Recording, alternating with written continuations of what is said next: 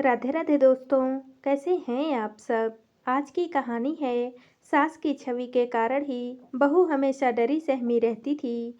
रात का लगभग 8 बजे का समय था।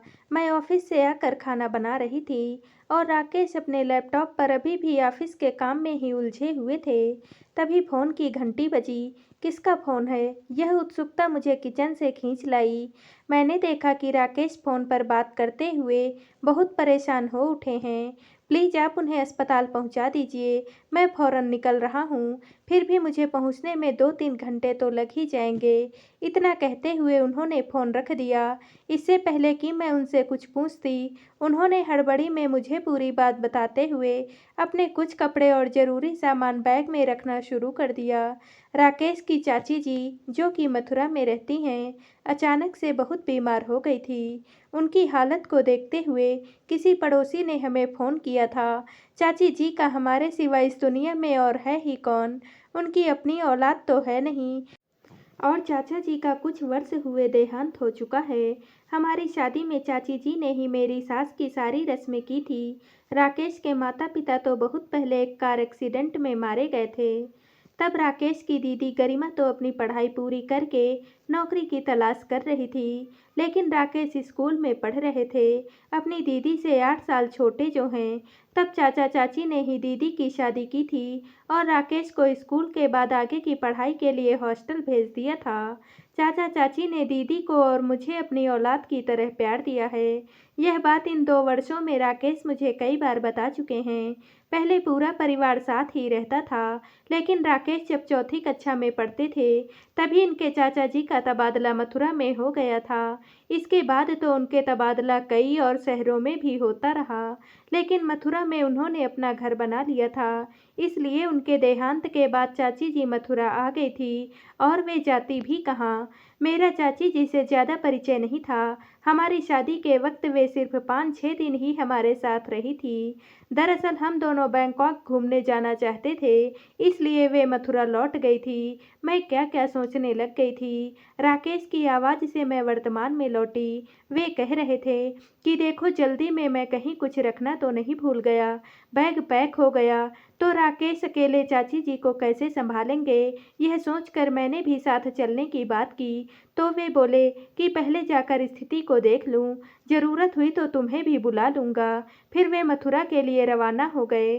शादी के बाद यह पहला अवसर था जब मैं रात के समय घर में अकेली थी। अजीब सा डर व बेचैनी मुझे सोने नहीं दे रही थी। रात 2 बजे के लगभग राकेश से मेरी बात हुई। पता लगा कि चाची जी बेहोश हैं, कई तरह के टेस्ट हो रहे हैं, अभी कुछ ठीक से कहा नहीं जा सकता है। राकेश काफ़ी परेशान लग रहे थे। अगली सुबह 11 बजे राकेश का फ़ोन आया कि वे चाची जी के इलाज तथा डॉक्टरों के रवैये से संतुष्ट नहीं हैं। वे उन्हें लेकर दिल्ली आ रहे हैं। दिल्ली के एक अस्पताल से बातचीत चल रही है। शाम होते होते वे चाची जी को लेकर दिल्ली पहुंच गए। नींद बेहोशी की हालत में चाची जी बहुत ही कमज़ोर लग रही थी, रंग भी पीला पड़ा हुआ था। उनके अस्पताल पहुंचने से पहले ही मैं वहां पहुंच गई। डॉक्टरों ने तत्परता से इलाज करना शुरू कर दिया। 5 दिनों के बाद चाची जी को अस्पताल से छुट्टी मिल गई, लेकिन डॉक्टरों ने दवा के साथ साथ परहेज और आराम करने की सख्त हिदायत दी थी। हम उन्हें घर ले आए। बीमारी कोई विशेष नहीं थी, बढ़ती उम्र, अकेलापन, चिंता, काम की थकान, उस पर ठीक से समय पर ना खाना बीमारी के कारण थे। हम दोनों के लिए अब और छुट्टियां लेना मुश्किल था। उनके लिए किसी नौकर या नर्स का प्रबंध नहीं हो पा रहा था।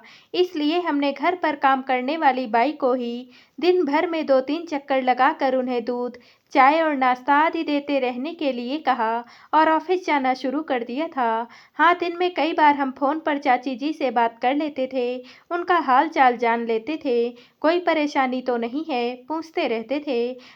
राकेश की तो पता नहीं। हाँ, मेरी परेशानियाँ कुछ बढ़ गई थी। आज तक जो घर सिर्फ हमारा था, वह एकाएक मुझे मेरी ससुराल लगने लगा था। अब उठने बैठने पहनने ओढ़ने में मैं कुछ बंदिशें महसूस करने लगी थी।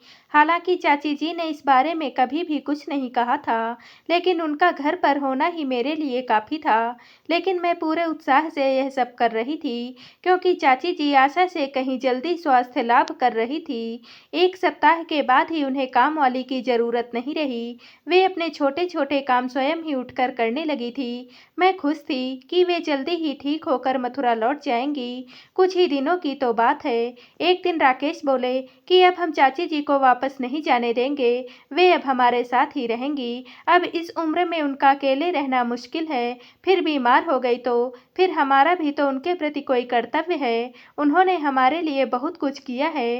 राकेश ने कुछ गलत तो नहीं कहा था, लेकिन मेरा मन फिर भी बेचैन हो उठा। मुझे याद है जब मेरे लिए राकेश का रिश्ता आया था तो मम्मी पापा ने भी मेरी राय पूछी थी। राकेश दिखने में कैसे हैं, पढ़े लिखे कितना हैं, कमाते कितना हैं, यह सब जानने की मुझे ज़रूरत ही महसूस नहीं हुई थी, क्योंकि लगा था कि मम्मी पापा और मामा जी ने देख लिया है तो सब कुछ ठीक ही होगा, मेरे लायक ही होगा। मैं तो लड़के के परिवार के बारे में जानना चाहती थी। पूछा तो पता लगा कि घर में सास ससुर नहीं है, बस एक बड़ी बहन है जो कि शादीशुदा है। मेरे लिए इतना ही जानना काफ़ी था, क्योंकि मेरे दिमाग में सास की छवि ऐसी थी जिससे बहू हमेशा डरी सहमी रहती है। मेरी सहेली जया, जिसकी शादी कुछ ही महीने पहले हुई थी, उससे जब भी बात होती थी वह अपने पति के बारे में कम, सास के बारे में ज़्यादा बात करती थी, हमेशा परेशान रहती थी। उस पर मेरी दीदी जब तक मायके आती तो कई दिनों तक लौटने का नाम ही नहीं लेती थी। हमेशा माँ ही उन्हें समझा बुझा कर वापस से भेज देती थी। उन्हें भी पति या देवर से नहीं, सास से ही ढेरों शिकायतें होती थी। लेकिन हमारे यहाँ तो राकेश की चाची जी रहने वाली थी। अपनी सास की तो चलो कोई दो बात सुन भी ले, चचिया सास की बातें ताने उलाहने भला कोई क्यों सुने। हालांकि ऐसा सोचना बड़ा ही गलत था, स्वार्थी सोच थी, लेकिन मुझे बहुत परेशान करने लगा था। एक शाम ऑफिस से जब घर पहुंची तो देखा कि चाची जी ने मशीन लगाकर घर भर के मैले कपड़े इकट्ठा करके धो डाले थे। मैं तो इतवार को ही मशीन लगाकर सप्ताह भर के कपड़े धोती हूँ। पिछले दिनों चाची जी की बीमारी के चक्कर में यह काम रह ही गया था। इतने कपड़े एक साथ धुले देख कर मैं हैरान रह गई। यह क्या चाची जी, आपने यह सब क्यों किया? आपको तो अभी आराम करना चाहिए। दिन भर आराम ही तो करती हूँ सीमा, फिर आजकल मशीन में कपड़े धोना भी कोई काम है? कहते हुए चाची जी हंस दी। अब रात के खाने के वक्त गपशप का दौर चलने लगा था। चाची जी राकेश के बचपन की आदतों शरारतों के बारे में बताती, मुझे मेरी ससुराल के बारे में बहुत सी ऐसी बातें भी बताती जिन्हें कि बताने वाला कोई भी नहीं था। राकेश की चिढ़ पसंद नापसंद के बारे में भी मुझे पता लग रहा था। अब मुझे उन्हें चिढ़ाने छेड़ने में बड़ा मजा आ रहा था। ऐसे में चाची जी भी हंसते हुए मेरा पूरा साथ देती थी। हम शाम को ऑफिस से लौटते तो चाची जी बढ़िया सा स्वादिष्ट नाश्ता बनाकर हमारा इंतजार कर रही होती। अब सुबह शाम मुझे सब्जी कटी हुई मिलती, सलाद तैयार और तरह तरह की चटनियाँ पिसी मिलती। वे अक्सर आटा भी गूंथ दिया करती थी। यह सब कुछ देखकर यही लगता कि वे दिन भर पल भर को भी बैठती नहीं हैं। अब घर में कोई हर चीज़ अपने ठिकाने पर करीने से रखी मिलती, जिन्हें पहले हम अक्सर समय की कमी के कारण यहाँ वहाँ इस्तेमाल के बाद छोड़ दिया करते थे। एक छुट्टी के दिन हम चाची जी को मॉल घुमाने ले जा रहे थे। उन्होंने रास्ते में एक जगह गाड़ी रोकने के लिए कहा तो हम हैरान रह गए। फिर भी राकेश ने तुरंत से गाड़ी रोकी तो चाची जी फौरन उतरकर पास के एटीएम की ओर बढ़ गई। 2 ही मिनटों बाद वे नोट हाथ में लेकर लौटी। हमें हैरान देख कर वे बोली, हैरान मत हो, अपनी हालत को देखते हुए यह कार्ड मैंने अस्पताल के सामान के साथ रख लिया था। वहाँ अस्पताल में पैसों की ज़रूरत तो पड़नी ही थी ना, पर मुझे क्या पता था कि मेरी हालत इतनी बिगड़ जाएगी कि पड़ोसी को फ़ोन करके तुम्हें बुलाना पड़ेगा। वह तो ठीक है चाची जी, लेकिन अब तो हम हैं, आपको पैसे निकलवाने की क्या ज़रूरत थी? वैसे क्षमा करना, आपको आए इतने दिन हो गए, ख्याल ही नहीं आया मुझे। आपसे पूछना चाहिए था आपकी ज़रूरत के बारे में, राकेश ने झेपते हुए कहा। नहीं नहीं बेटा, मुझे भला पैसों का क्या करना है, लेकिन पहली बार अपने बेटे बहू के साथ बाजार जा रही हूँ तो पैसे तो पास में होने ही चाहिए। चलो चलो, देर हो रही है, चाची जी ने पूरे उत्साह से कहा। मॉल में पहुंचते ही चाची जी रेडीमेड कपड़ों के शोरूम में चली गई। हमें लगा कि वे बीमारी की हालत में इतनी जल्दी में अस्पताल आई कि साथ में बहुत सी चीजें नहीं ला पाई। उन्हें कपड़ों के लिए परेशानी होती होगी, इसलिए वहां गई हैं। लेकिन रेडीमेड शर्ट और जीन्स के काउंटर पर जाकर वे राकेश से कपड़े खरीदने के लिए कहने लगी। राकेश ने तो बहुत मना किया, लेकिन वे कब मानने वाली थी। राकेश जीन्स ट्राई कर रहे थे, तब मुझसे बोली, आजकल की सब लड़कियां जीन्स पहनती हैं, दफ्तर जाने वाली तो कहती हैं कि इसमें उन्हें सुविधा रहती है। बहू तुम नहीं पहनती। उनकी बात सुनकर मैं हैरान रह गई। पुरानी पीढ़ी की होकर भी वे ऐसी बातें कह रही हैं। नहीं नहीं चाची जी, मैं भी। कहते हुए मैं रुक गई। लगा कहीं यूं ही बातों बातों में मुझसे कुछ उगलवाना तो नहीं चाह रही हैं। पहनती हो, लेकिन मेरे कारण रोज साड़ी और सूट की बंदिशों में कैद हो गई हो ना। लेकिन मैंने तो कभी कुछ कहा ही नहीं। चाची जी बड़ी ही मासूमियत से बोली, बहू तुम भी अपने लिए एक जीन्स और एक बढ़िया सी टॉप खरीद लो। मैं भी तो देखूं कि मेरी बहू इन कपड़ों में कैसी लगती है। इतना कहते हुए उन्होंने मेरे लिए कपड़े पसंद करने शुरू कर दिए। मैं हैरान सी खड़ी उन्हें देखती रह गई। अपनी आंखों पर यकीन ही नहीं आ रहा था। लेकिन यह सब कुछ सच था, सपना नहीं। कपड़े खरीदते ही चाची जी बोली, भाई बहुत भूख लग रही है। वैसे भी मेरे ठीक होने की खुशी में एक बढ़िया सी दावत भी होनी ही चाहिए। रेस्टोरेंट में हमारे मना करने पर भी चाची जी ने बहुत कुछ मंगवा लिया, उस पर आइसक्रीम भी। बाद में राकेश जब वहाँ पैसे देने लगे तो उन्होंने तुरंत नोट उनके हाथ में पकड़ाते हुए कहा, ये लो तुम ही दे दो, क्या फर्क पड़ता है। इस पर हम तो हंस ही रहे थे। बिल लाने वाला वेटर भी अपनी हंसी नहीं रोक पाया। घर आकर राकेश ने कहा कि आपको इतने पैसे खर्च नहीं करने चाहिए थे। तो वे बोली, तुम्हारे चाचा जी के बाद अब मुझे पेंशन मिलती है। मैं अकेली जान अब इस उम्र में अपने पर कितना खर्च करूंगी। वे जब से ठीक हुई हैं, अक्सर शाम को सैर करने के लिए चली जाती हैं। फल सब्जियां, दूध और मिठाई, ना जाने क्या क्या लेकर ही वह लौटती हैं। खाली हाथ तो कभी आती ही नहीं हैं। सुबह हम ऑफिस के लिए तैयार हो रहे थे तो वे पास में आकर बोली, बेटा राकेश, अब मैं बिल्कुल भी ठीक हूँ, अब मेरा वापसी का टिकट करवा दो। सुनते ही हम दोनों अवाक रह गए। क्या हुआ चाची जी, आपको यहाँ पर कोई परेशानी है क्या। हम दोनों एक साथ ही बोल पड़े। नहीं नहीं बेटा, अपने घर में भला कैसी परेशानी, फिर भी लौटना तो होगा ही ना। 2 महीने हो गए हैं, मैं कब तक तुम लोगों। इतना सुनते ही मैं परेशान हो उठी। चाची जी, आपसे इतना तो मना करते हैं, फिर भी आप अपनी मर्जी से दिन भर काम में लगी रहती हैं। नहीं नहीं सीमा, मैं काम की तो बात कर ही नहीं रही हूँ। यह भी कोई काम है। बटन दबाया और कपड़े धुल गए, बटन दबाया चटनी पिस गई, मसाला पिस गया।